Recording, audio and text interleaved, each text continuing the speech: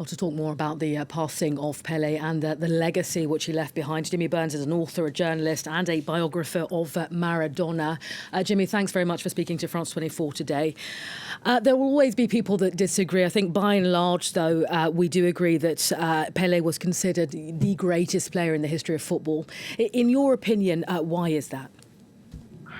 Well, I would just sort of slightly qualify that. I mean, he was the greatest footballer of his time, as indeed Maradona was the greatest footballer of his time. And I think, whenever one's comparing, these great players, one's got to sort of remember that they played in very different periods of football.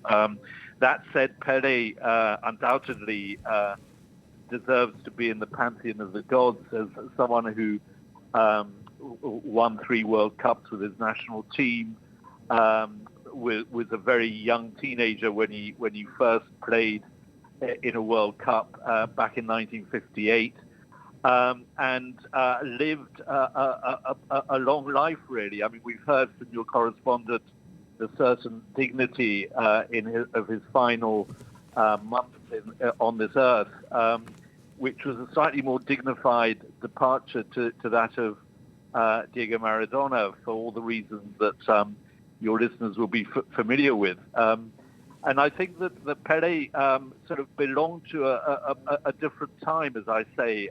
One needs to remember that, the first World Cup he played in 1958, the images that one sees of that are sort of quite grey and interrupted, because at the time there was only black and white television coverage and what wasn't sort of continuous coverage.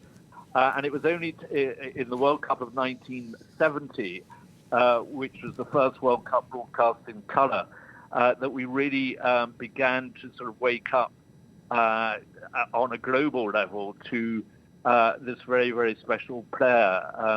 I mean, it's interesting, Jimmy, because for many, Pele was the symbol, if you will, of the footballer who globalized football, in the sense that he was football's first global celebrity. Yeah, I mean, he marked the transition from what I would call football as just the game to a big commercial enterprise in the making. I mean, the World Cups, particularly the 1970 World Cup, which was in colour, was sort of the first sort of breakthrough in terms of the sport as a global sport. And indeed, Pele ended up his career moving to the States and playing for Cosmos in New York, where he earned more in the sort of 2 or 3 years he was in the States than his entire career. Such was the amount of money that was then moving around the business of football. I mean, Pele is credited with being the greatest goal scorer of all time. Of course, we've been saying it since his passing. He won 3 World Cups. That's yet to be replicated. What do you put that down to? You spoke about different eras of football, or is that just because he was a great footballer?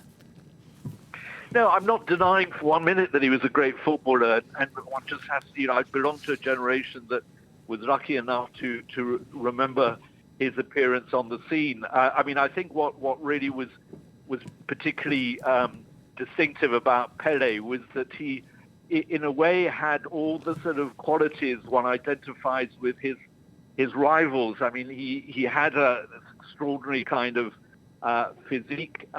He was sort of extraordinary athlete. He was nimble.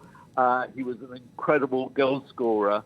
But he was also a genuinely nice guy, and I think, if future histories are written, one will look back at this particular person as a great exemplar off the pitch as much as he was on the pitch, which in a way that's where, the comparison with Maradona gets into more controversial territory, because of course Maradona had a very flawed existence because of his drug abuse off the pitch, which Pele never sort of descended into. And indeed, the fact that he survived to the age of 82 despite developing cancer at the end says a lot, indeed.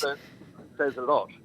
Jimmy, just we are running out of time. We'd like to talk more about Pele, but time is not on our side ultimately. You spoke about kind of Maradona. We know you've written on Messi. Would you say that Pele is in some senses the prototype of the kind of modern player? I would have thought yes, to the extent that the modern player simply cannot survive on the kind of self-abuse that Maradona went through. I mean, it's simply impossible. On the other hand, I don't think Pele really ever sort of waved a political flag in the sense of sort of standing up for great causes in a way that you've got a new generation of players, particularly British black players who made a huge example on things like child poverty, but also on race equality, bending the knee, Sterling, Rashford, and taking the knee during the recent World Cup, which no other team did. And I think that there is a new generation of young players with a real social and political sentiment, which I find admirable. Jimmy Burns, we'd love to speak to you more about football. You're an author, a journalist, and the biographer of Maradona. Thanks for speaking to France 24 today.